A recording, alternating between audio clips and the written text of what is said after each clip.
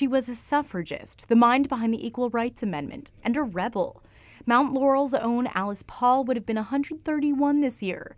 And through the Alice Paul Institute, she continues to inspire new generations of young women. We didn't really want to create a museum as much as we wanted to do something, a living legacy to Alice Paul's work, to keep her work for equality going. The Institute is located in Paul's old farmhouse called Paulsdale.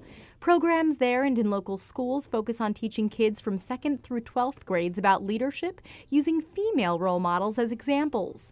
They also educate students about the women's rights movement and civics more broadly. In a typical field trip, we'll go through several voting exercises where it really comes home to them what it is to not have a voice. But the most intensive programs are with middle and high school-aged girls. At the end of a workshop, it's always a sign of success when a girl has a new definition of a leader, someone who sets a goal and works to meet it, to change something for the better. And that's where Alice Paul is a great example. Well-behaved women seldom make history. Christina Myers is the Institute's director of programs and an Alice Paul scholar.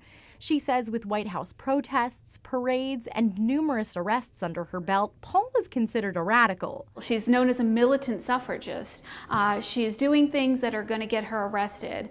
So she definitely stands outside of the sphere of what is acceptable for women. Not least of these reasons is her authoring the Equal Rights Amendment when many suffragists were dissolving efforts after women got the right to vote. That's considered the most radical, that women were capable of doing everything that men did and should be legally recognized equally. Paul studied law, earning 3 of her 6 degrees in the subject to better advocate for the ERA, and her efforts were legendary. Anytime a reporter would call that wants to talk to her, she would say, first, call 3 of your representatives and get them to support the ERA, and then she'll talk to them. Despite gaining a large amount of support over the last century, the ERA was never signed into law. I think that's one of the biggest misconceptions among Americans, is that we already have an Equal Rights Amendment, that it passed in the 1970s. Myers says Alice Paul fought for passage of the ERA until her death in the 1970s.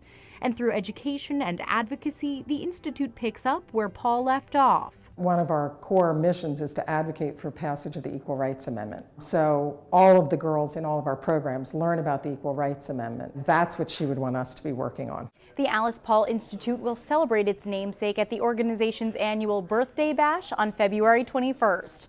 In the newsroom, I'm Maddie Orton, NJTV News.